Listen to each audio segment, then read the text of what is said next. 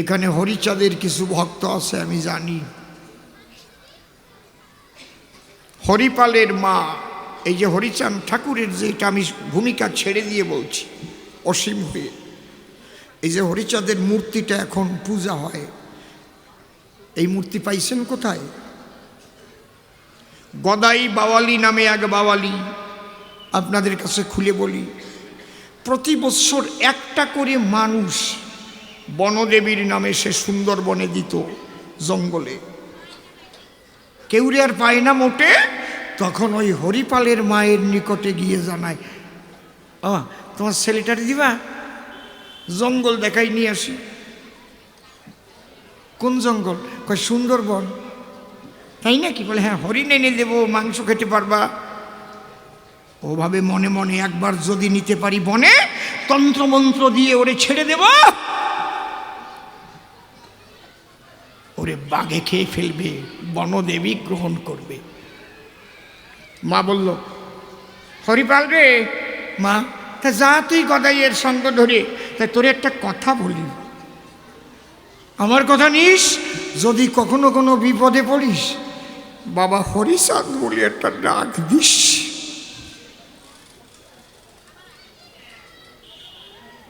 ঠিক আছে মা। মাতৃবাক্য করিয়ে লক্ষ্য ওই দুষ্ট গদাই বাওয়ালির সঙ্গে সুন্দরবনে যায়। জানেন যত জ্ঞানী দল, সেই বাওয়ালি মন্ত্রপুত করে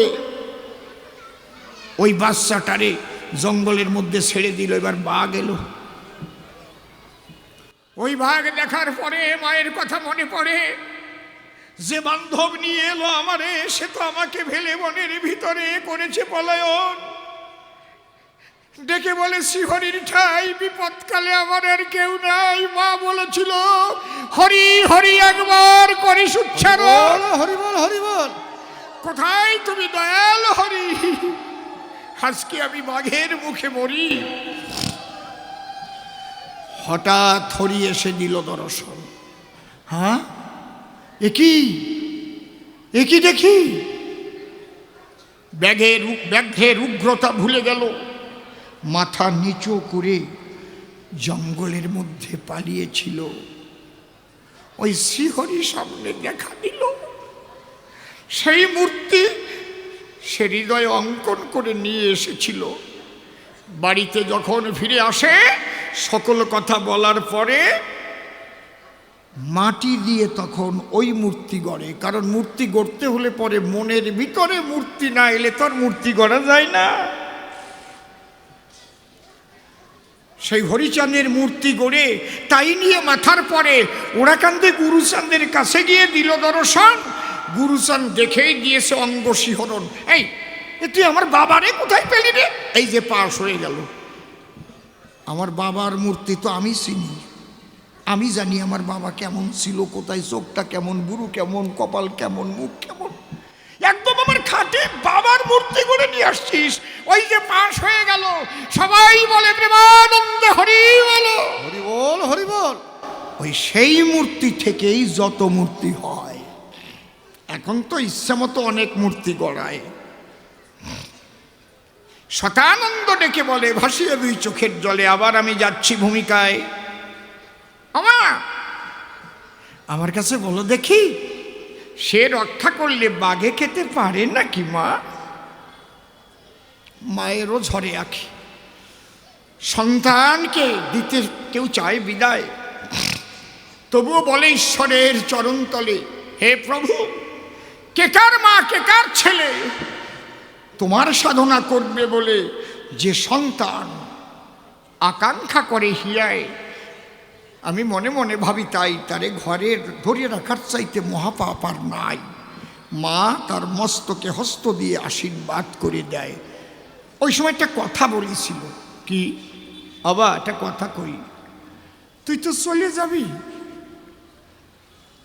আমি যে কিভাবে থাকবো সে আমি জানি। তাই যদি আমি কোনোদিন কোনো বিপদে পড়ি, তোরে ডাক দেই, তোরে পাবো বাবা। তখন শতানন্দ দিয়েছিল কথা, তুমি আমার জন্মদাত্রী মাতা, তোমার ডাক শোনার মতো যদি শক্তি সেই পরমেশ্বর আমার মধ্যে দেয়, তোমার ডাক শুনলে পরে আমি থাকি যত দূরে, মা আমি তোমার কাছে হইব উদয়। মা ভয় পেও না, আমি তোমাকে ভুলবো না। আমার বড় কষ্ট হয়, অনেকে বেকাশ্রিত হওয়ার পরে আর মা বাবার নামটাও বলে না, পূর্বাশ্রমের পরিচয় দেয় না চরাচরে। আর এরা মুনি ঋষি যারা সাধনা করে স্বয়ং ঈশ্বরকে করেছে দর্শন, দাঁড়িয়ে বলি সবার ঠাই কেউ মা বাবাকে ভোলেন নাই। আর এটা কোন মতবাদ? ধর্ম সনাতন। পূর্বাশ্রমের কথা জিজ্ঞেস করবেন না, এরকম বলে না? বলে কি না? এরকম করবেন না। শতানন্দ সাধনায় যবে চলে গেল, সাধনা করিয়া সিদ্ধি লাভ করেছিল, শতানন্দ পেয়েছিল ঈশ্বর দর্শন, বনের মধ্যে মনানন্দে কাটায় সে জীবন। সদানন্দ আছে বনে বসে শোনেন জ্ঞানী জনে, আর ওই গৌতমের ভবনে ইন্দ্র যাতায়াত করে সর্বক্ষণ। ইন্দ্র একদিন মনে ভাবে যে কোনো কায়দায় আমার অহুল্লার ঘরে রাত্রে ঢুকতে হবে। কায়দা খুঁজে বেড়ায়। কোন কায়দা? ভালো করে শুনে নিন। প্রত্যেক দিন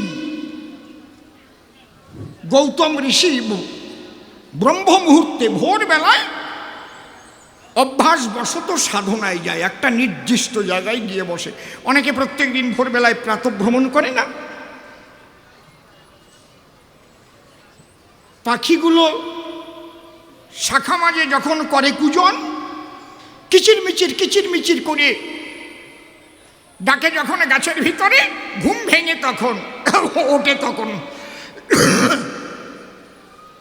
একদিন ইন্দ্র মনে মনে ভাবে, তাই যদি রাত দুপুর সময় যাই আর গাছে যদি মারি ঝাঁকি, তাহলে রাত দুপুরে ডেকে উঠবে পাখি, আর মুনি ভাববে তাহলে রাত পোয়াইয়ে গেছে, মুনি সাধনায় চলে যাবে ওনার ঠিক জায়গা মতো, যে জায়গা ওনার জায়গা আছে, আর আমি ওই সুযোগে ফাঁকা পাবো, ওই ঘরে গিয়ে আশা মিটাবো। ঠিক তাই করল। একদিন রাত দুপুরে ইন্দ্র গিয়ে গাছে ঝাঁকা মারে, পাখিগুলো কিচিরমিচির করে যখন ডাকে ঘনে ঘন, গৌতম ঋষি চিন্তা করে তাহলে আমার ভোরে ভোরে গাত্রোত্থান করে সাধন ক্ষেত্রে করতে হবে দমন।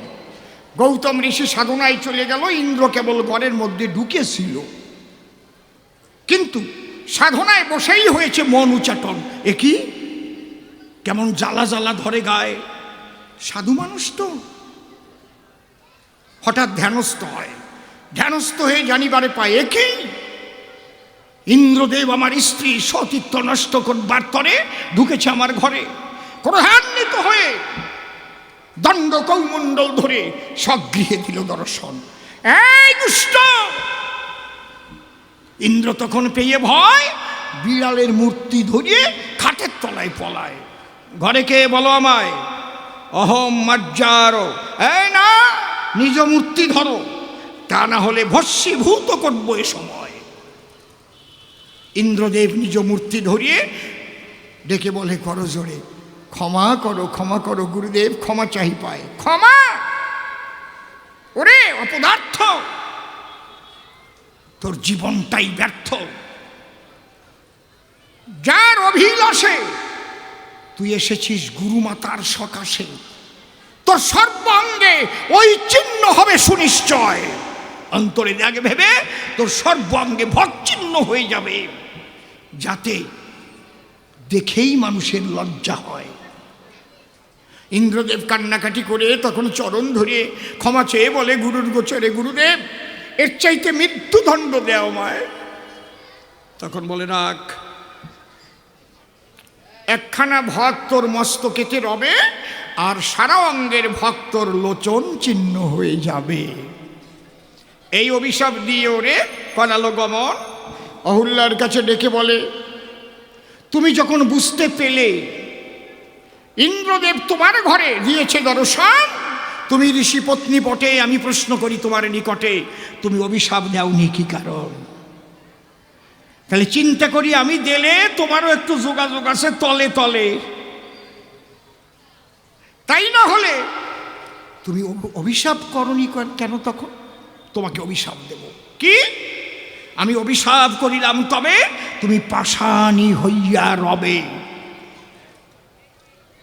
এই পাষাণী হইবার অভিশাপ যখন করিল, এইবার নিচের থেকে পাষাণী হওয়া আরম্ভ হলো। তখন দুহাত তুলে ভাসিয়ে দুই চোখের জলে অহল্যা পুত্র বলে ডাক দিয়েছিল, শতানন্দ, শতানন্দ। বাবারে, জানি না তুই কত দূরে, আর দেখতে পাবি না তোর মায়ের। যদি মায়ের মুখ করতে চাস দর্শন, বাবা তুই কোথায়? একবার পাখি উড়াল দিয়ে আমার কাছে আয় বাবা, আমি পাষাণী রূপ করতেছি ধারণ। শতানন্দ ছিল বনে, ইথারে বহন করে মাতৃ শব্দ সুধা প্রবেশ করিয়েছে কানে। হ্যাঁ হ্যাঁ, আমার মা, মা ডাকছে, শতানন্দ, শতানন্দ, হ্যাঁ আমার মা। ওই তো মায়ের কণ্ঠস্বর এসে আমার হলো কর্ণগোচর। শতানন্দ সূক্ষ্ম দেহ করিয়া ধারণ, বায়ু বেগে ছুটে এসে স্থূল দেহ ধরে শেষে মায়ের চরণে প্রণাম করেছে অর্পণ। মা, হ্যাঁ, মাথায় চুল, মুখে দাড়ি, তুই আমার শতানন্দ? হ্যাঁ মা, আমি তোমার ডাক শ্রবণ করি, বাক্য দিয়েছিলাম দেব দর্শন। বলো তোমার কি হয়েছে? বলে তোর বাবা আমাকে অভিশাপ দিয়েছে, এই ডাক পাষাণী আমি হচ্ছি এখন। শতানন্দ গিয়ে ফিরে বাবাকে জিজ্ঞেস করে, বাবা আমার মাকে তুমি অভিশাপ কেন করেছ অর্পণ? হরিদ্রমদ গৌতম করে মানা, পুত্র তোমার সঙ্গে পরিচয়ের সূত্র পিতা পুত্র, দাম্পত্য জীবনে হাত দিতে এসো না। তবে শুনে রাখো, আমি মনে পেয়ে মনস্তাপ তোমার মাকে করেছি অভিশাপ। তাকিয়ে থাকো, অন্তর দিয়ে দেখবে ভেবে কিছুক্ষণের মধ্যে তোমার মা একটা পাষাণীতে পরিণত হবে। শতানন্দ প্রণাম করে পিতৃদেবের পায় বলছে, পিতৃদেব বলো, আমার মা তো পাষাণী হবে, এ সময় মুক্তি পাবে কবে? বলে ত্রেতা যুগে রামচন্দ্র যেদিন অবতীর্ণ হবে। সত্য যুগ যাবে, এরপর দাপর আসবে। আগে এইভাবে যুগ ছিল ভাবে, সত্য মানে 1, দাপর মানে 2, ত্রেতা মানে 3, কলি মানে 4। বলে এই সত্য যাবে, দাপর আসবে, দাপর যাবে, ত্রেতা দর্শন দেবে। ত্রেতায় এক বিষ্ণু চতুরাংশে জন্ম লবে সূর্য বংশে, স্বয়ং রাম দয়াময় আবির্ভূত হবে। সেই রামের চরণ ধুলি যেদিন পাষাণীতে পড়িবে, জয় শ্রীরাম বলে সেদিন পাষাণী মানবী হইবে। শতানন্দ মায়ের কাছে ছুটে যায়, প্রণাম করিয়ে বলে মায়ের পায়, মা নাহি কতব ভয়, আমি দাপরের অগ্রে ত্রেতা আনিতে বসব সাধনায়। সেই শতানন্দ যখন বনমাঝে গেল, ঊর্ধ্ব পদ হেট মুন্ডে হরিনাম জপিয়া তুণ্ডে সাধনায় বসেছিল। সাধনাতে হলো রত, যিনি হরি মনোমথ। শতানন্দের নিকটে এসে যখনই দাঁড়ালো, দেখে বলে, কি চাও বলো, একবার খুলে খাও। বলে আমি কিছু চাই না, আমি যা চাবো তাই দেবে কিনা বলো। বলো তুমি কি চাও? বলে আগে ত্রিসত্য অঙ্গীকারে আবদ্ধ হও, আমি যা চাইবো দেবে তাই। বলো তুমি মালিক সাই। তোমার মতো ভক্তকে ফিরাতে আমার আকাঙ্ক্ষা নাই, তোমার মনোবাসনা করিব পূরণ। বলে অন্য কিছু আকাঙ্ক্ষা করি না প্রভু, তোমার ওই চরণে। দাপরের আগে তুমি ত্রেতা যুগ একবার দাও এনে, ওই ত্রেতা এলে পরে রাম আসবে অবতারে, রামের চরণ ধুলি পড়লে শিরে আমার মা পাশানি থেকে মানবী হয়ে উদ্ধার হবে ভুবনে। দেখে বলে ভগবান, ভক্ত আমার পরাণের পরাণ, সেই ভক্ত সাধনা করি আজ আমাকে আবদ্ধ করি যাহা চায়।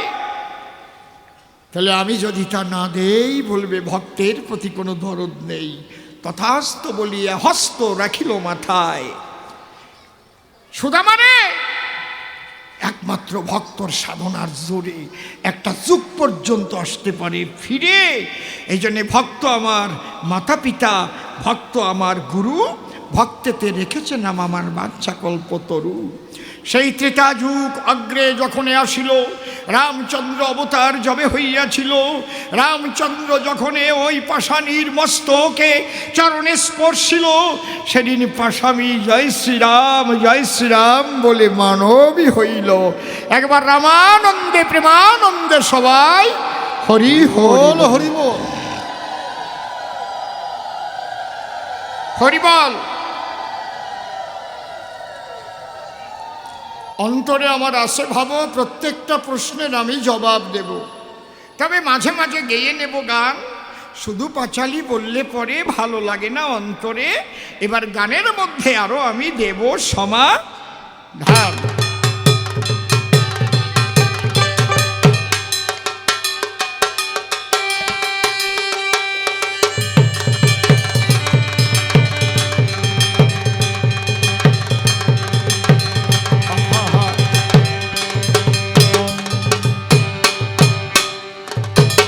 যারা খেয়া পার হয়ে এসেছেন আগেই আমরা জানিয়ে দেই কর্তৃপক্ষ থেকে, রাত 12টা পর্যন্ত খেয়া চলবে, কোনো চিন্তা করবেন না। হরিবল। আর এটা তোমার জানাই আছে। হ্যাঁ হ্যাঁ,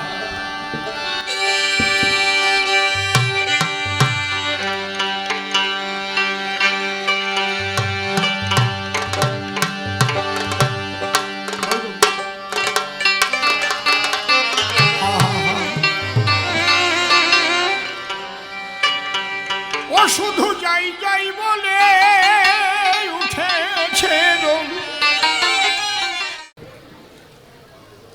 অনাদিরাদি গোবিন্দ সর্বকারণে কারণম শ্রীমতী রাধারানী সহ সকল ব্রজবাসীর শ্রীপাদ পদ্মে ভক্তিপূর্ণ প্রণাম জানাই। প্রেমের ঠাকুর শ্রী শ্রী চৈতন্য মহাপ্রভু, নিত্যানন্দ মহাপ্রভু সহ সকল গৌর ভক্তের শ্রীপাদ পদ্মে ভক্তিপূর্ণ প্রণাম জানাই। কোনটা বাড়াবে? কোনটা? এই ছোট বক্সগুলো বাড়িয়ে দিলেও কত হয়ে যায়। পূর্ণব্রহ্ম শ্রী শ্রী ঠাকুর হরিচাঁদ, পতিত পাবন শ্রী শ্রী ঠাকুর গুরুচাঁদ, মা শান্তি সত্যভামা সহ সকল হরিভক্তের শ্রীপাদ পদ্মে ভক্তিপূর্ণ প্রণাম জানাই। মাতা পিতা, দীক্ষাগুরু, কবিগুরু সহ অনন্ত কোটি ব্রহ্মাণ্ডের অনন্ত অবতার, অনন্ত সাধুগুরু মহাপুরুষ, সাকার নিরাকারে যিনি যেখানে যে অবস্থায় অবস্থান করছেন, প্রত্যেককে আমার ভক্তিপূর্ণ প্রণাম জানাই। আমাদের একটাই পরিচয় হবে, আমরা সবাই সনাতনী। আমরা রামভক্ত, কালীভক্ত, কৃষ্ণভক্ত, হরিভক্ত, ঠাকুর অনুকূলচন্দ্রের ভক্ত, শ্রীগুরু সঙ্গী, যাই হই না কেন, আমাদের ভুলে গেলে চলবে না। আমরা সবাই কি বলুন? আমরা সবাই কি? সনাতনী। যদি আপনারা এই ঐক্যবদ্ধ না হতে পারেন, তাহলে কিন্তু ধর্ম সংকট দিন দিন বাড়বে। আমি যে কথাগুলো বলে যাচ্ছি, এটা নিজের ধর্ম রক্ষার কথা বলছি, এটা কোনো রাজনৈতিক কথা নয়। কারণ আমার ধর্ম রক্ষার কথা আমি বলবো না তো কে বলবে, তাই না? সনাতন ধর্ম কোনো ধর্মকে হিংসা করে না। সনাতন ধর্মের কোনো অনুষ্ঠানে কোনো ধর্মের নিন্দা করা হয় না। সনাতন ধর্মের অনুষ্ঠানের মধ্যে বিভিন্ন ধর্মের ভালো ভালো কথাও আলোচনা করা হয়। কোনো জায়গায় কোনো হিংসামূলক উস্কানিমূলক আজ পর্যন্ত আমি শুনিনি। সনাতন ধর্মের কোনো কবি গান, কীর্তন গান, রামায়ণ গান বা ধর্মীয় কোনো অনুষ্ঠান, সেখানে কখনোই অন্য ধর্মকে আঘাত করা এরকম আমি দেখিও নাই, শুনিও নাই। এই অভ্যাসও আমাদের নাই, কিন্তু আমরা অকারণে আঘাত খাই। সেই আঘাতকে প্রতিহত করতে হলে যদি আপনারা বিভিন্ন দলে দলে বিভক্ত হয়ে যান, তাহলে আপনারা হয়ে যাবেন খান খান। তাহলে আপনারা ঐক্যবদ্ধ থাকবেন, কেউ কিন্তু কাউকে হিংসা করবেন না। এখানে হরে কৃষ্ণ নামের আসর হবে। যারা অনুকূল ঠাকুরের ভক্ত আছে, এখানে শ্রীগুরু সঙ্গী আছে, মতু আছে, তারাও ভালো চাঁদা দেবে, তারাও এখানে আসবে। এটা আমাদের নিজস্ব সনাতনী ধর্মীয় অনুষ্ঠান। আবার যখন মতুয়া সম্মেলন হবে কিংবা সৎসঙ্গীদের অনুষ্ঠান হবে, সেখানেও সবাই হাত বাড়িয়ে দেবে। কোনো ভাই যদি বিপদে পড়ে, সে সৎসঙ্গী হতে পারে, অনুকূল ঠাকুরের ভক্ত হতে পারে, কৃষ্ণ ভক্ত হতে পারে, মতুয়া ভক্ত হতে পারে, সবাই ঝাঁপিয়ে পড়তে হবে। এই রাখ, ও আমারই ভাই, আমার সনাতনী, ভাবিস না যে ওর কেউ নাই, ও এই কয় ঘর, এটা ভাববা না, আমরা সবাই সনাতনী। মনে থাকবে তো? যদি মনে রাখতে পারেন আপনাদের ভালো, না রাখতে পারলে এ গেল। বুঝতে পারছেন? এই কথাটা কিন্তু আপনারা সবসময় মনে রাখবেন। এই ধর্মীয় ঐক্য আর কোনো রকম কোনো ধর্মকে নিন্দা করা, হিংসা করা, এগুলো কখনোই করবেন না। যার যার ধর্ম শেষে পালন করবে। যদি আপনার ধর্মকে কেউ আঘাত করতে আসে, ঐক্যবদ্ধ হয়ে তার প্রতিরোধ করবেন। হরিবল। একেই বলে ধর্মযুদ্ধ। এই যুদ্ধই শ্রীকৃষ্ণ করেছিলেন, এই যুদ্ধ রামচন্দ্র করেছিলেন। এই যুদ্ধ যদিও অস্ত্র ধরেননি, চৈতন্য মহাপ্রভুও করেছিলেন, ধর্মরক্ষার যুদ্ধ। কারণ খোল করতাল তখন আর বাজাতে দেবে না, ওই ঘণ্টা বাজানো চলবে না, কাসর বাজানো চলবে না, হরিনাম চলবে না। কাজীর হুকুম হয়ে গেল।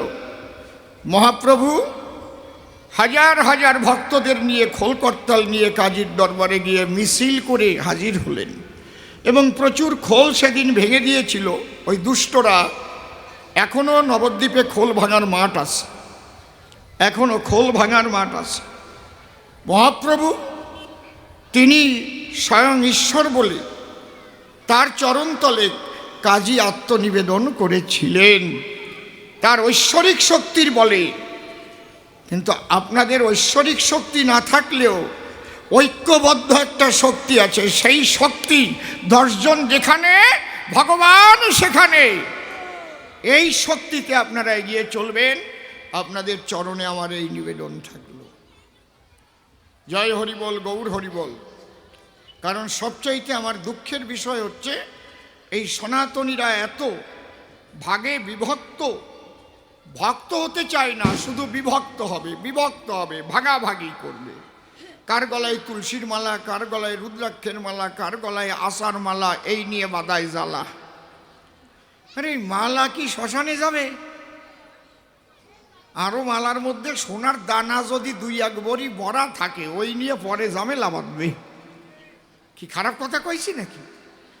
ওই পুত্রবধূ স্বপ্নে দেখবে যে বাবা মরে যাওয়ার পরে ওই মালাটা বাবা স্বপ্নে কইছে, আমারে বৌমা তুমি নিও। ও যে 2 বড়ি সোনা আছে, 1.5 লাখ টাকা দাম। এই জন্যে মালা দেখে কিংবা বহিরঙ্গীয় পোশাক দেখে আপনারা একে অপরকে দূরে রাখবেন না। আপনারা সবাই শান্তির বাতাবরণ রক্ষা করে নিজের ধর্মকে পালন করবেন, অপরের ধর্মকে পালন করার সুযোগ দেবেন। কোনো ধর্মের প্রতি হিংসা বিদ্বেষ কখনো যেন না থাকে। কিন্তু আপনার ধর্মের উপর আঘাত এলে সকলে একসঙ্গে ঐক্যবদ্ধ হয়ে আপনারা প্রতিরোধ করবেন। হরি বল। কারণ এই সনাতন ধর্মই হচ্ছে আদি ধর্ম। যখন কোনো ধর্ম ছিল না তখনও ছিল সনাতন, মনে রাখবেন। আর যেদিন আর কোনো ধর্ম থাকবে না সেদিনও থাকবে সনাতন। এই সনাতন অবিনশ্বর, চিরশাশ্বত। আজকে আমি ধন্যবাদ জানাই এই কর্তৃপক্ষকে, বিশেষ করে আমার সঙ্গে তো বলাই বাবুরই বেশি কথা হয় এখন ইদানিং। তা এই যে প্রতি বৎসর এখানে যে সনাতনী সাংস্কৃতিক অনুষ্ঠান, সনাতনী সংস্কৃতি রক্ষা করবার জন্য 3 মাস পর্যন্ত টানা ভিক্ষা করেন। আর এখানে যে মন্দিরটি সুন্দরভাবে এখানে রচিত হয়েছে, আপনারা জানেন প্রথম থেকে আমি আছি, মন্দির উদ্বোধনেও আমি ছিলাম এবং রামায়ণ গানও গেয়েছিলাম। মনে পড়ে কি আপনাদের? অনেক বছর আগের কথা। আগে সবাই মিলে লক্ষ্মীবাজারে ছিলেন, তারপরে এখানে এসে আর একটা আসর তৈরি করলেন। খুব ভালো, অসুবিধা নেই, কিন্তু সবার সঙ্গে সবার আন্তরিকতা থাকবে।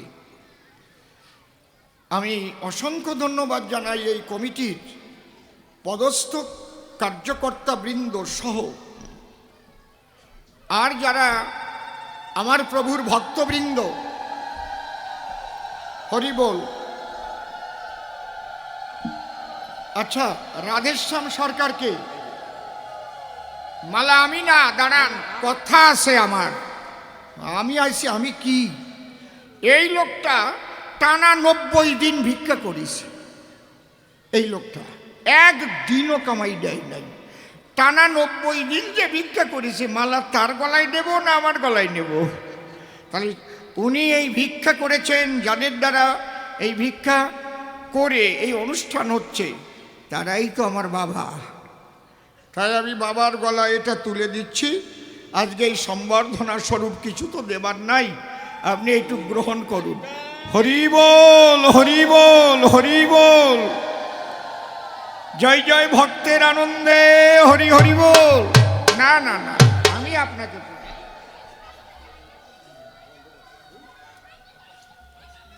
দেন মালাটা ওনারে পরাই দিই, তারপরে উনি দেবেন আমারে, উনি আমারে দেবেন। আরে বাবা দাঁড়ান না, মালা বদল হয়ে যাবে এবার। দেন। বাহ, আরে বাবা আমরা বিয়ে কইরে ফেললাম তো। নাও, শুভ দৃষ্টি দাও। হরি বল। এই তো আনন্দ নাকি? নিষ্কাম আনন্দ। রাধে রাধে। কি আনন্দ! এর মধ্যে কোনো কাম কামনা নাই। এইরকমই গুরুর সঙ্গে শিষ্যের বিয়ে হয়। জয় রাধে, হরি বল।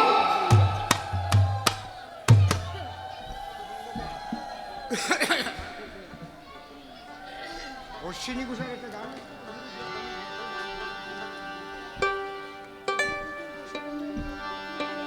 জয় রাধে। আমার বিপক্ষে আজকে, যদিও আমার শিষ্য ছেলে, এখন ওরা তো বাবা আমি ছেলে,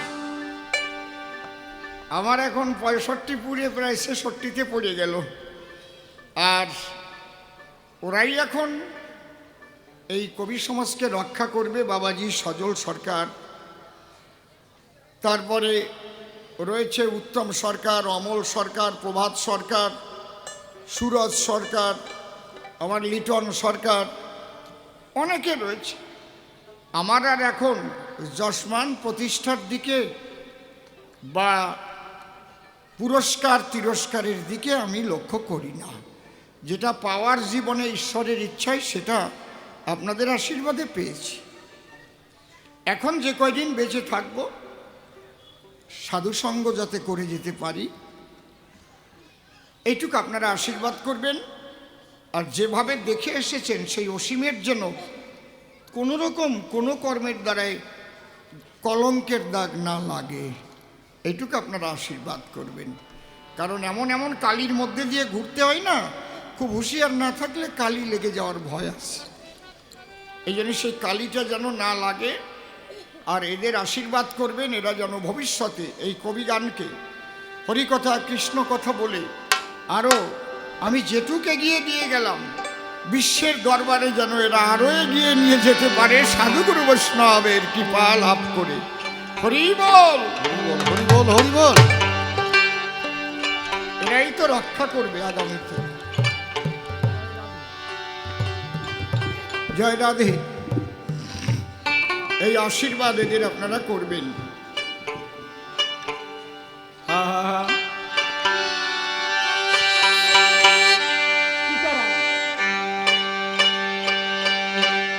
আজকে পালা আরম্ভ হয়েছে শ্রীকৃষ্ণ এবং সুদামা। পালাটা অর্ডার কর্তৃপক্ষ থেকে এসেছে, আমি অ্যাকসেপ্ট করেছি। ঠিক আছে, আপনারা যেটা বলবেন সেটাই হবে। মূলত প্রভাস তীর্থে যে যজ্ঞ হচ্ছে সেই যজ্ঞে সুদামা হাজির হয়েছে, তার কিছু জানবার জন্য প্রশ্ন করেছে, আবেদন নিবেদন করেছে। আজকে ভক্ত ভগবান তত্ত্ব আলোচনা হয়। হ্যাঁ হ্যাঁ, জয় জয় রাধা কৃষ্ণ নিতাই গৌর রাম সীতা মাতা পিতা হরিচাঁদ গুরুচাঁদ প্রেমানন্দে হরি হরি বল।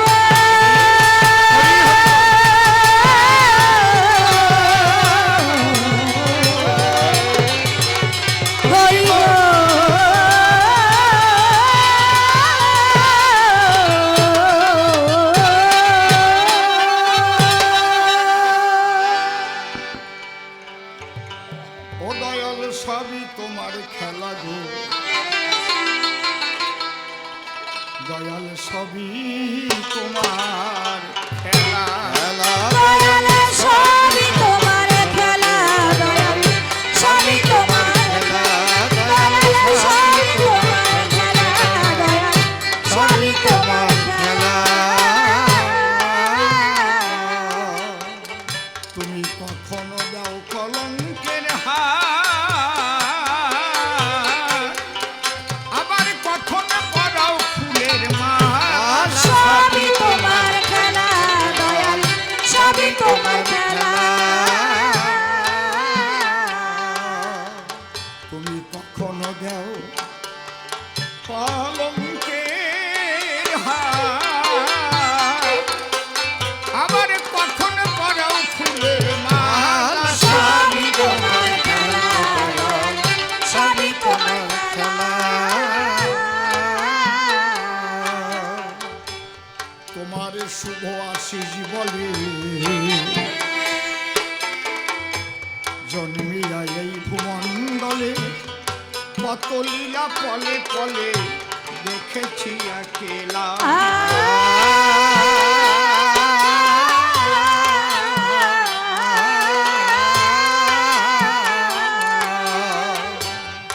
সরস্বতের পরনে দিয়ে খুলে ঘরের তালা, দয়াল খুলে ঘরের তালা।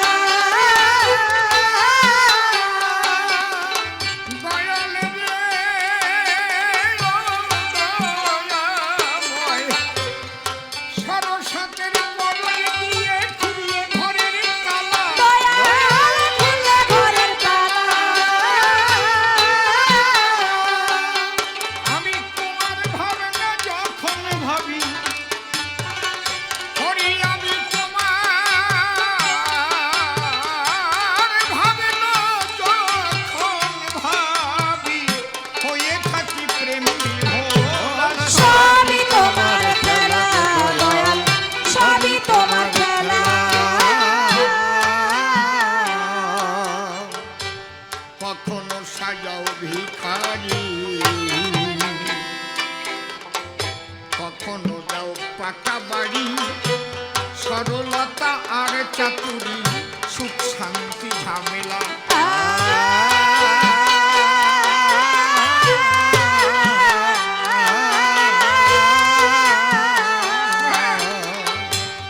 কখনো হয় সোনার মোহর, ভরলে মাটির ঢেলা। দয়াল ধরলে মাটির ঢেলা।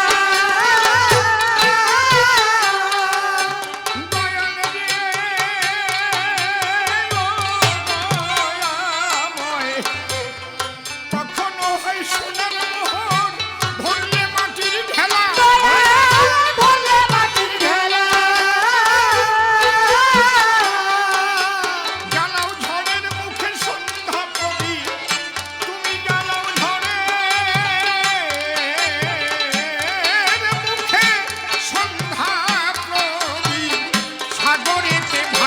খেলা সবই তোমার খেলা দয়াল সবই তোমার খেলা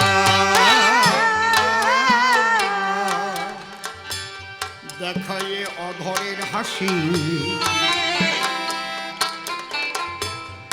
কখনো করো উদাসী কখনো করাও মায়ার ফাঁসি দেও যে ত্রিকাব জ্বালা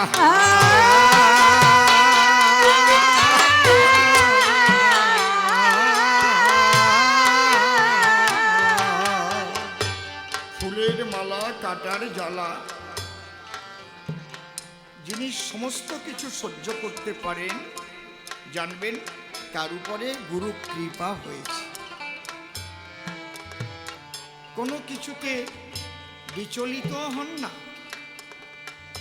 আর বিশেষ আনন্দে উৎফুল্লিত হন না আনন্দ তিনি একটা জিনিসেই পান যখন সাধু সঙ্গ ভক্ত সঙ্গে যান আর যখন হয় গোবিন্দের গুণগান হরি হরি বলো তখন আনন্দে হৃদয় ভরে যায়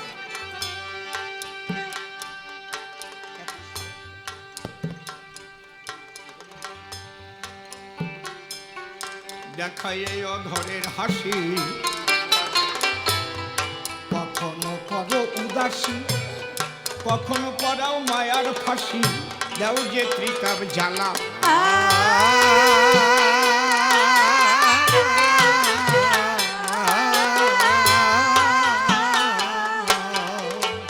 অধম শিব বলে মিলাইয়েছ ভালো মন্দের মেলা দয়াল ভালো মন্দের মেলা দয়াল রে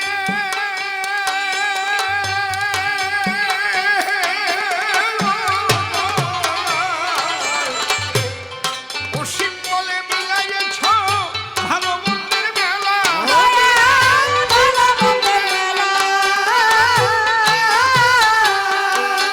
তোমার যা ইচ্ছা তাই করতে পারো হরি তোমার যা ইচ্ছা তাই করতে পারো ঠাই দিও ওই চরণ তার সবই তোমার নিতাই গৌর হরি বল সবই তোমার খেলা সবই তোমার খেলা দয়াল সবই তোমার খেলা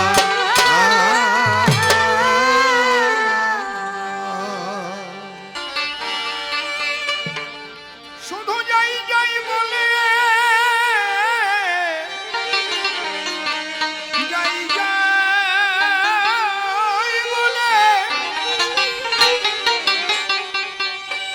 শুধু যাই যাই বলে উঠে ছেড়ো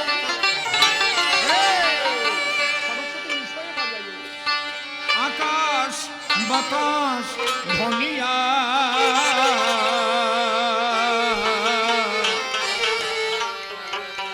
এই তো দুনিয়া জীবন ভরে দেখলি রে ভাই এই তো দুনিয়া জীবন ভরে দেখি রে ভাই এই তো দুনিয়া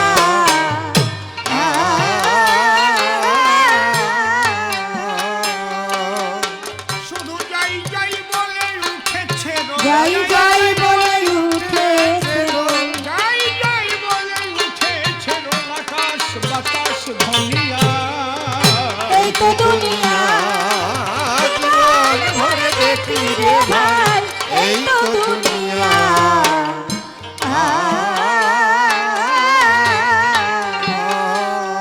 ও জীবনে বসন্তের সব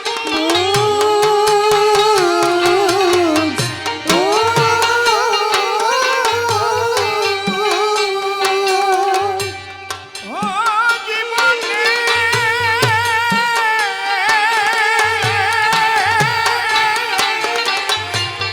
বসন্তের সব বাবা বাবা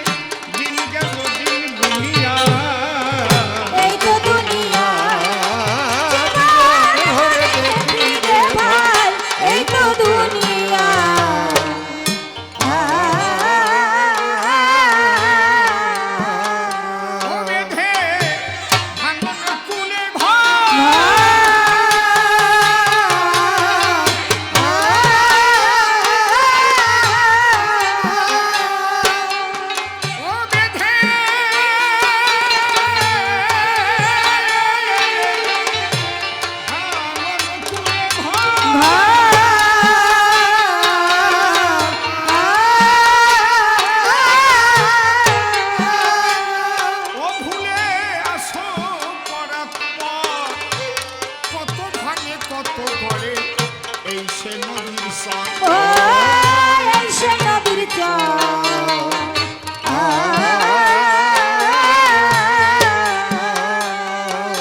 ও তবু জড়ায়ে আছো তার ভিতর, জড়ায়ে আছো তার ভিতর জড়ায়ে আছো তার ভিতরে, মায়াতে জল বুনিয়া।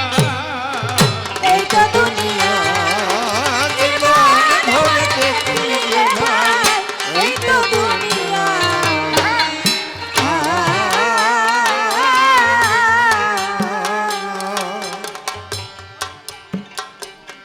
ও এসে মায়া মত্ত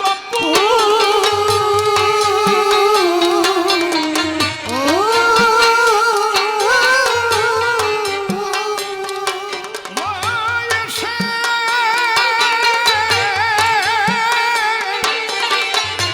মায়া মত্ত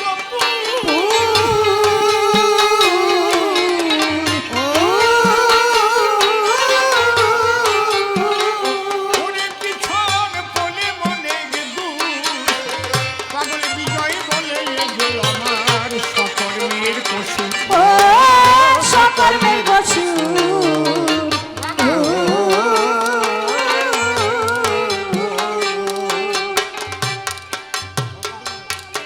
ওরে উঠলো কত কালের হারানো সুর, কত কালে হারানো সুর কত কালের হারানো সুরে মরমে গুনগুনিয়া। এই তো দুনিয়া জীবন ভরে দেখি রে ভাই এই তো দুনিয়া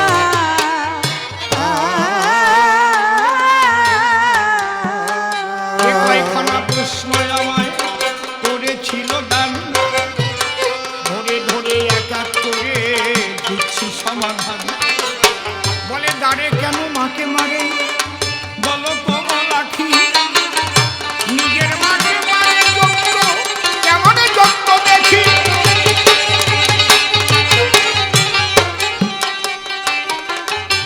শোনো সখা, একটা কথা শোনো। আমার মা সত্য যুগে ছিল দেবাহুতি, আর মাকে অভিশাপ করেছিলেন স্বয়ং পশুপতি। আমার কাছে মা আমার শ্রেষ্ঠ, এটা তো ঠিক, কিন্তু মায়ের যদি কোনো অভিশাপ থাকে, মায়ের যদি কোনো কর্মফল থাকে, সেটা তো আমি কাটাতে পারি না।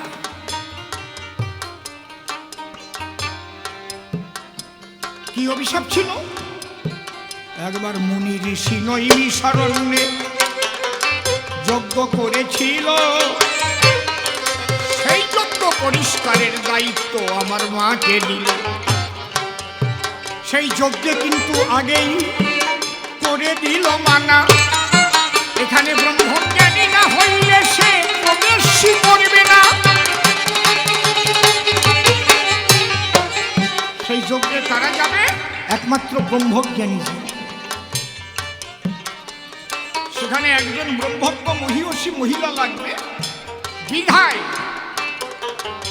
দেবাহুতিকে নির্বাচন করল মুনি ঋষি যারা। মা তখন যজ্ঞে গেল হাতে ঝাঁটা ধরা। ওদিক তাকাবে না, তোমারটা তুমি দেখবে। মা এবার যখনই ওই যজ্ঞ ভূমিতে যায়, মনে মনে চিন্তা করে ভোলা মৃত্যুঞ্জয়, হায় হায় ভোলা মৃত্যুঞ্জয়, হায় হায় ভোলা মৃত্যুঞ্জয়। দেখি কেমন ব্রহ্মজ্ঞান হয়েছে, মনে আছে ভাবো, একটু আমি মাকে পরীক্ষা করিব। স্বয়ং শিব ঠাকুর একটা কুকুরের দুধ ধরল। খুব লক্ষ্য করে শুনুন, এর মধ্যে বোঝার জিনিস আছে। কুকুর মূর্তি ধরে যজ্ঞের এক পাশে শুয়ে পড়ল,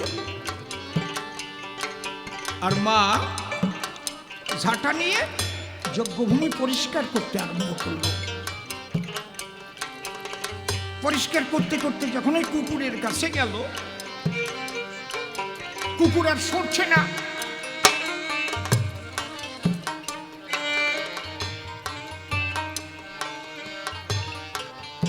দেবাহুতি চিন্তা করছে ব্যাপারটা কি? আমি এতবার বলছি কুকুর সরছে না। মনে রাখবেন, মানুষের সবচেয়ে বড় শত্রু কিন্তু ক্রোধ। এই ক্রোধ যদি আপনি সম্বরণ করতে না পারেন তাহলে কিন্তু সাধন ভজন হবে না। আর এই ক্রোধকে যদি আপনি ঈশ্বরমুখী করতে পারেন তাহলে এই ক্রোধ অনুরাগে পরিণত হবে।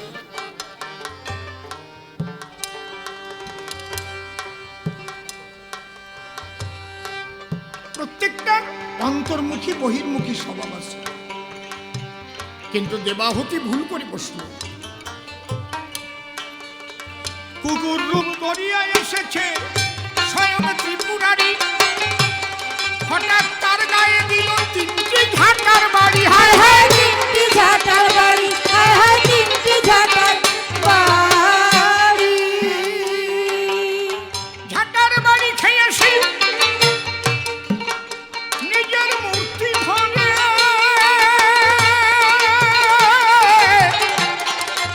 বলে ব্রহ্মজ্ঞানী হয়ে ঝাঁটার বাড়ি দিলি কেন আমারে? হায় হায় দিলি কেন আমারে?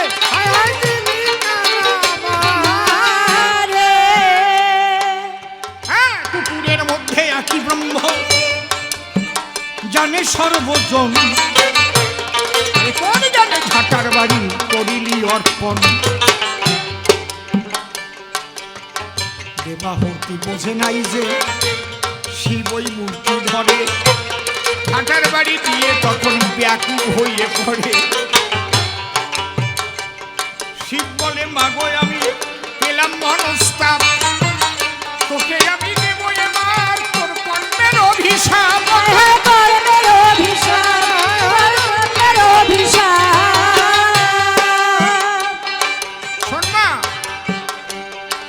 তোর সৎ কর্মের ফলে ভগবান তোর কোলের ছেলে হবে, আর সেই ছেলে যেদিন ভক্ত মিলন যজ্ঞ করিবে, সেই যজ্ঞ দেখতে গিয়ে তুই ডাকবি গোপাল বলে, আর দ্বারের দাড়ি বেদ দিয়ে বাড়ি দেবে তখন তুলে। কারণ ওখানে গোপালকে কেউ চেনে না।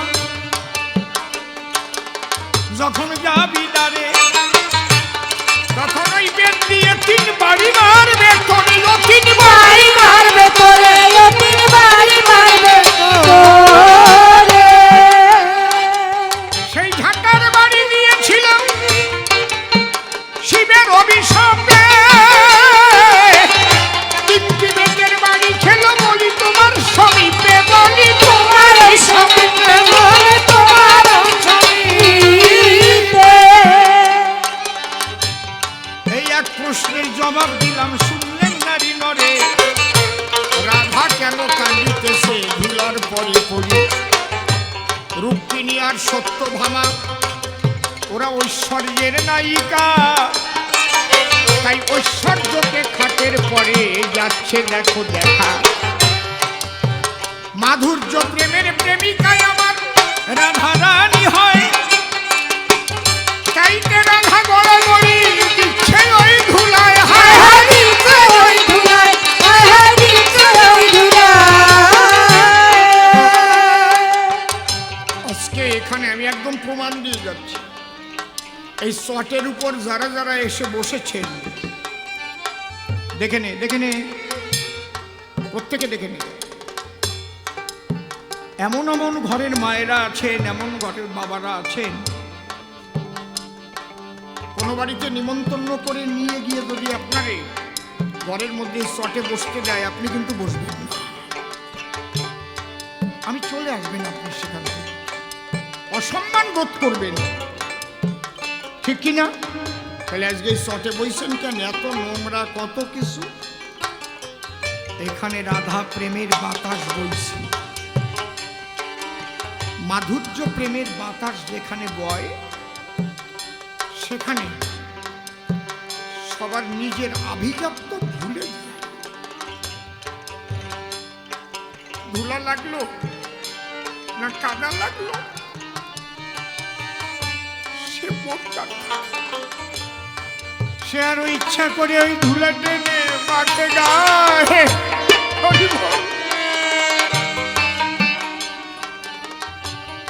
বলে দাও দাও আমায় চরণ ধুলি, হরি বলো হরি বলো।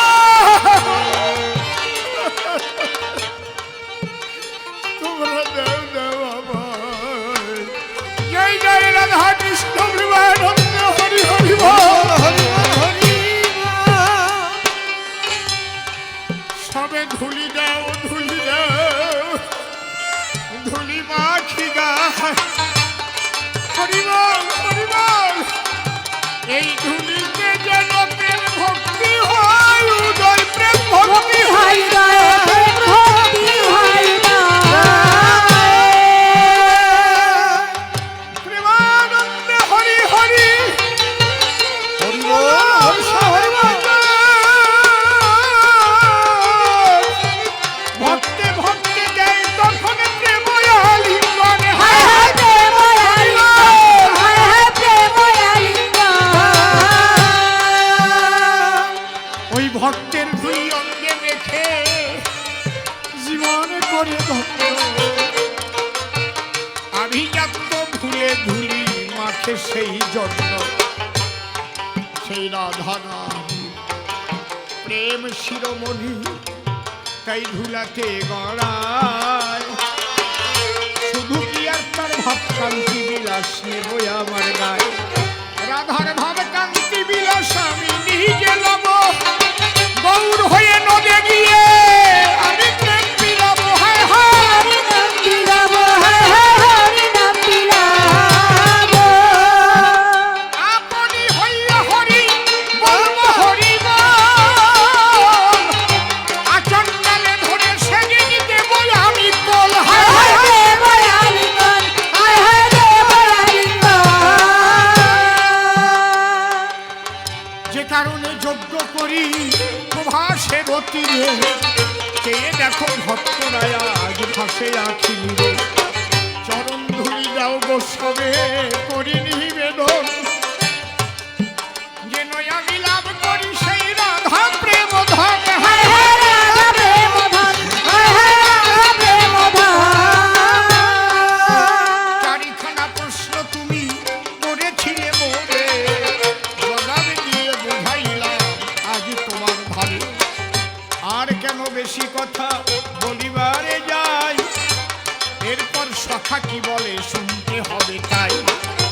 সুদাম সখা এসে দিবে দর্শন, তার মুখে শুনবো কৃষ্ণ কথায় আলাপন। যেভাবে প্রশ্ন আমায় করেছিল বটে, সব কটার জবাব দিয়েছি দাঁড়াইয়ে সভা কটে। একটারও জবাব দিতে রাখি নাই প্রবাকি, অন্তরে অন্তরে তাই হলাম আমি সুখী। এরপর সখা এসে দিবে দর্শন, একটা দরকারি কথার আমার আছে প্রয়োজন। যে কথাটা প্রতি বৎসর বলে থাকি আমি, এবং আপনারাও কথা রাখেন। আজকে আমাদের প্রথম দিন, আগামীকালও আমরা থাকব। আগামীকাল আমার বিপক্ষে গান গাইতে আসবে আমারই আর এক শিষ্যপুত্র নির্মল সরকার। ছোট হলেও এখন ভীষণ ঝাঁস তার। আপনারা নিশ্চয়ই সোশ্যাল মিডিয়ায় দেখছেন, এরাই তো থাকবে ভবিষ্যতে। তা আজকে আপনাদের কাছে নিবেদন, হঠাৎ আমি চাইবো কিনা অনেকের জানাও নাই। এই অনুষ্ঠানের জন্য যে যা পারবেন, কে কত দেবেন আমি জানি না এটা, কারণ ওই অভিনয় আমি করতে পারি না। আন্তরিকভাবে যে যা পারেন মন দিয়ে করিবেন দান, এই নিবেদন রাখি আমি সভ্য সভাস্থান। কে আগে দেবেন আমার হাতে আসুন দেখি তাই, আমি হাত পেতে ভিক্ষা চাই। এটা আমার জন্য নয় বাবা, কীর্তনেরই তরে। যে যা পারেন তাড়াতাড়ি আসুন আমার ধারে। আর কমিটির লোকজন হাতে ঝোলা নিয়া তাড়াতাড়ি আসুন এবার ভিতরে দাঁড়াইয়া। সকলের কাছ থেকে ভিক্ষা নিতে হবে, দেখবেন সকলেই কিছু কিছু দেবে। পায়ে হাত না। কি নাম? নাম চান না? এই মাথা 100 টাকা দিল। কি নাম? আর এক ভক্ত 100 টাকা নিয়ে দেখি এলো। আর এক মায় আমার 20 টাকা দেয়। সবাই দেবেন, কেউ কিন্তু বাকি থাকবেন না। আর আগামীকাল আমি আবার চাইবো একটু বেশি বেশি করে নিয়ে আসবেন। হ্যাঁ, এই ভক্ত আরো 100 টাকা করলেন দান। তাড়াতাড়ি কর্তৃপক্ষ ভিতরেতে যান। আপনারা থালা ঝোলা নিয়ে ভিতরেতে গেলে অনেকেই দেবে, তাই ভাবিতেছে দিলে। এই ভক্ত 101 টাকা দিলেন। এই যে মদন মণ্ডল আমার কাছে যখন ছুটে এলো, 101 টাকা আমার হাতে দিয়ে গেল। এই সোনামণি এসে 20 টাকা দেয়। আর এক মা 100 টাকা দিয়েছে সভায়। আর এক সোনামণি দেখি এলোই আমার ধারে, 50 টাকা দিল খুবই আদর করে। এই যে আর এক মাতা বুঝে ব্যথা 21 টাকা দেয়। আচ্ছা, 500 টাকার নোটগুলো গেল কোন জায়গায়? 2-1খানা এর মধ্যে যদি একটু পড়ে, তাহলে হঠাৎ করে টাকাটা যাবে তো বেড়ে। ওই ভক্ত 100 টাকা করে গেল দাম। আর এক মা 101 টাকা দিলেন সভাস্থান। আর এক মাতা বুঝে ব্যথা 101 টাকা দেয়, 20 টাকা করে 2 মাতা দিল সভায়। এই ভক্ত আবার 112 টাকা দিল। একবার প্রেমানন্দে জোরে জোরে উলুধ্বনি তোলো, একবার হরি হরি বলো। এই মাতা 200 টাকা করিলেন দান। আবার এই ভক্ত 22 টাকা হাতে এনে দেন। এই ভক্ত 50 টাকা দিলই আমার ঠাই। দাও দাও, এই সোনামণির কাছে আমি 100 টাকা পাই। 120 টাকা সোনামণি করিলেন দান।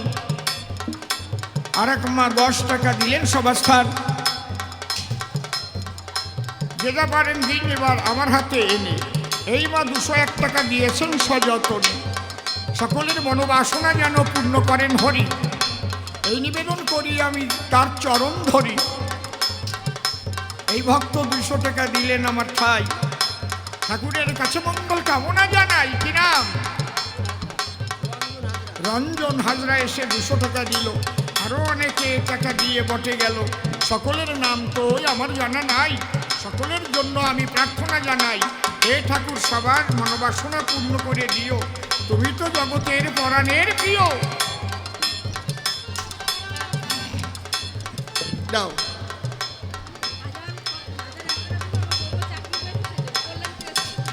কল্যাণী। কি নাম? অর্জুন। আসতে আমি 500 টাকা চেয়েছিলাম, 1001 টাকা দিলেন আমার এই মা। কি নাম? অঞ্জু ঢালি। কল্যাণী থেকে এসছে অঞ্জু ঢালি।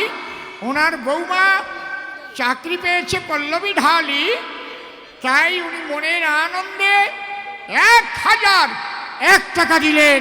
সবাই উলুধ্বনি দেন, উলুধ্বনি দেন। জয় জয় ভক্তের মনোবাসনা পূর্ণার্থে হরি হরি বল।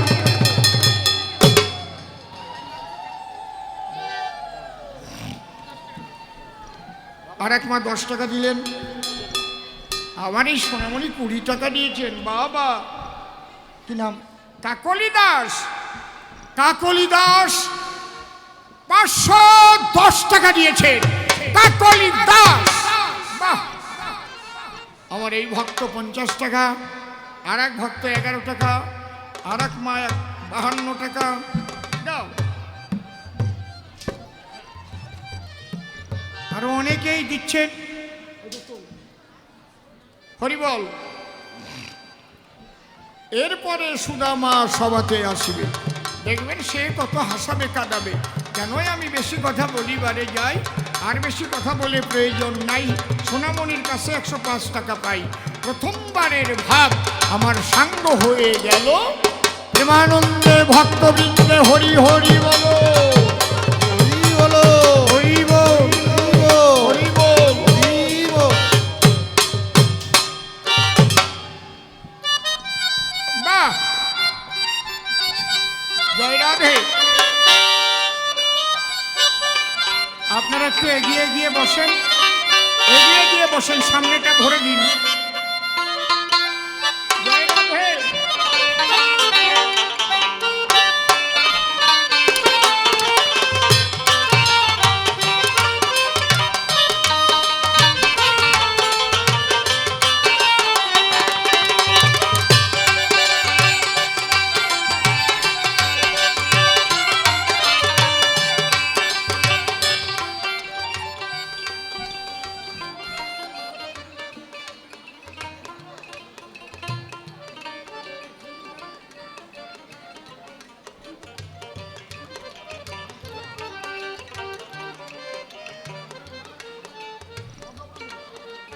মধ্যপ্রদেশ থেকে এসেছেন মলয় অধিকারী।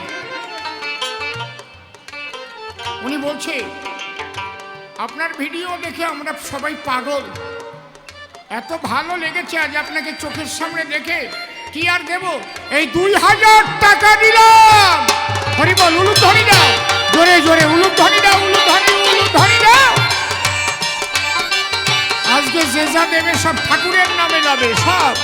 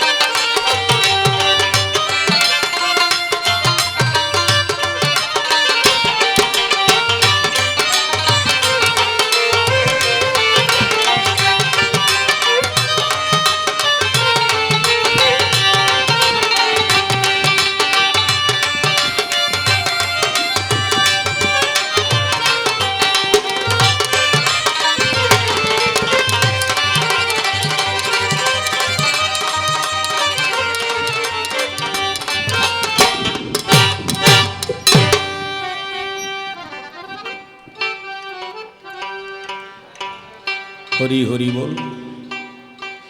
সবাই ভালো আছেন তো? যাদের বাড়িতে না গেলেই নয় তারা যান, আর আপনারা বসে থাকলে কিন্তু অনেক সময় হবে গান।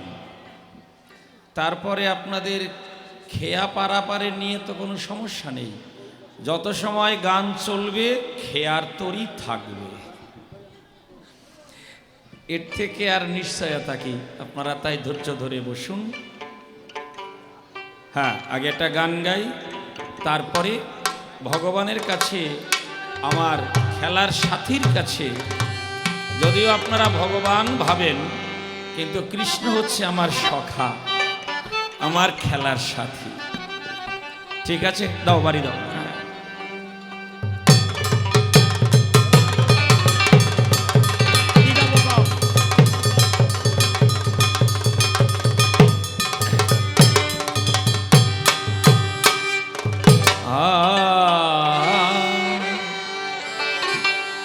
ওরে শেষের দিন ঘনাই এলো, পেলাম না দেশের সন্ধান। শেষের দিন ঘনাই এলো, পেলাম না দেশের সন্ধান।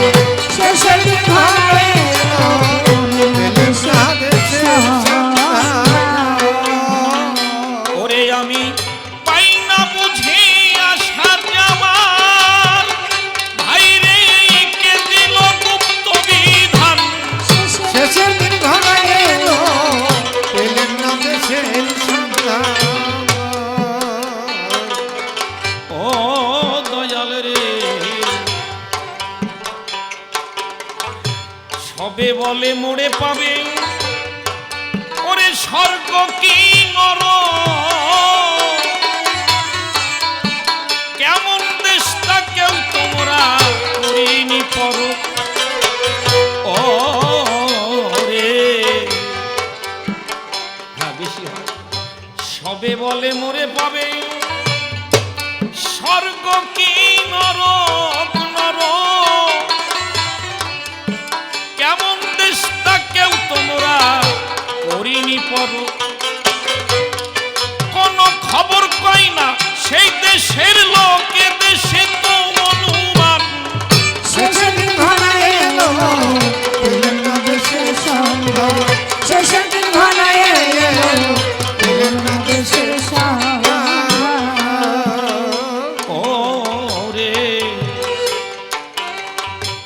আমার সখা বলল তার ভিতরে ভক্তি নাই। আমি তাকে সখা বলি, বন্ধু বলি, যাই বলি না কেন, আপনাদের ভাবনাটা আপনারা ঠিক রাখবেন। আচ্ছা, মা বাবার ভিতরে যদি কোনো গুণাবলী না থাকে সন্তান পাবে এটা ভাবা যাবে কি? পিতা এবং মাতা এ দুজনার গুণ এটা সন্তান লাভ করে। বর্তমান মেডিকেল সায়েন্স বলছেন 14 জন্ম পর্যন্ত এই যে জিনের একটা ব্যাপার ক্রিয়া করে, এটা পরম্পরায় আসে। তাহলে মা বাবার ভিতরে যদি কোনো গুণ না থাকে সন্তান পায় কি করে? তোমার ভিতরে ভক্তি নাই, তাহলে ভক্তরা পেল কি করে? ঠাকুর, এটা তোমার কি ধরনের সিদ্ধান্ত? তুমি নিজে বলেছো, আমি তার সাক্ষী। কি বলেছো তুমি? অহমেবা কচিতি ব্রহ্ম সন্ন্যাসস্রম মমাশ্রিতম হরি ভক্তি গ্রহায় আমি কলৌ পাপ হতান্নরান। কথাটার অর্থ হচ্ছে আমি ভক্ত বেশে কলিযুগে যাব, আমি প্রেম ভক্তি অর্পণ করাইয়া, আমি প্রেম ভক্তি দান করিয়া কলির জীবকে কৃষ্ণমুখী করব। আজ বলছো তোমার ভক্তি নেই? ওরে দশিন্দ্রিয়ের প্রিয় খেলা আমি কত খেলেছি, কাব্য মঞ্চে দাঁড়িয়ে কত গান গেয়েছি। ও রে দশিন্দ্রিয়ের প্রিয় খেলা আমি কত খেলেছি, কাব্য মঞ্চে দাঁড়িয়ে কত গান গেয়েছি। আবার শ্যাওলার নাই ভেসে চলেছি, নেই কি চলার অবসান। শেষের দিন ঘনায় এলো দেশের সন্ধান, শেষের দিন ঘনায় এলো দেশের সন্ধান। ও দয়াল রে, কোথা ছিলাম কোথায় এলাম, আবার যাব কার কাছে? আমি পাই না বুঝে এই দশামর হলো কার পাপে। আমি পড়ে আছি অন্ধকূপে, কে করিবে আলো দান। শেষের দিন ঘনায় এলো দেশের সন্ধান, শেষের দিন ঘনায় এলো দেশের সন্ধান। দেখুন ভগবান নিজেকে কতটা আত্মগোপন করেছেন। ভগবানের চরণ তলে কতগুলো চিহ্ন আছে, যেমন বজ্র চিহ্ন। এর মানেটা কি? এর মানে হচ্ছে কেউ যদি ভুলের পাহাড়ও নিজের ভিতরে, মানে অপরাধের পাহাড়ও তৈরি করে, আর সে যদি কোনোদিন সদ্গুরুর চরণ ছায়ায় গিয়ে কৃষ্ণমুখী হয়, ভগবান অর্থাৎ আমার সখা বললেন আমি তাকে প্রেম ভক্তি দান করে সেই পাপের পাহাড় পর্যন্ত ধূলিসাৎ করে দিতে পারি, যদি একবার কেউ আমামুখী হয়। আর বলছে আমার নাকি ভক্তি নাই। বোঝা গেল কথাটি? কেহ যদি পাপের পাহাড় তৈরি করে ফেলে আর যদি সদ্গুরুর চরণ আশ্রয় নিয়ে কৃষ্ণমুখী হয়, গোবিন্দ চরণ আশ্রয় করে, সেই পাপের পাহাড় তাও পর্যন্ত চূর্ণ বিচূর্ণ হয়ে যায়। তারপরে কি দেখবেন কতগুলো চিহ্ন গোবিন্দের চরণ তলে। ধ্বজা চিহ্ন আছে না, মানে জয় পতাকা।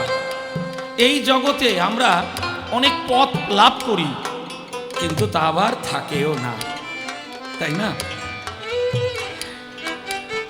ক্ষমতা যে কয়দিন, সেই পদে সে কয়দিন, তারপরে কেউ ভুলে যায়, মনেও রাখে না। কিন্তু যদি কেউ গোবিন্দ চরণমুখী হয়, একবার গোবিন্দ চরণের দিকে ধাবিত হয়, ভগবান মানে আমার সখা বললেন আমি তাকে প্রেম ভক্তি দান করে তার বিজয় পতাকা উড়িয়ে দেই, আর তার পরাজয় থাকে না। বাবা আর বলছে আমার প্রেম নাই, এও শুনতে হবে। আর তোমার সঙ্গে থেকে আমি যা দেখলাম তারপরেও বুঝতে পারলাম না তোমার কথা রহস্য কি। ও দয়াল রে, কোথায় ছিলাম কোথায় এলাম, যাব কার কাছে, আমি পাই না বুঝে এই দশাম হলো কার পাতে। আমি পড়ে আছি অন্ধকূপে, কে করিবে আলোদান। শেষের দিন ঘনায় এলো পেলাম না দেশের সন্ধান, শেষের দিন ঘনায় এলো পেলাম না দেশের সন্ধান। ও রে, শব্দ স্পর্শ রূপ রস গন্ধ, ওরে বিষয় কি অদ্ভুত, অনন্ত জীবনের মাঝে মোরে হলাম ভূত। এদিন অনাদি কই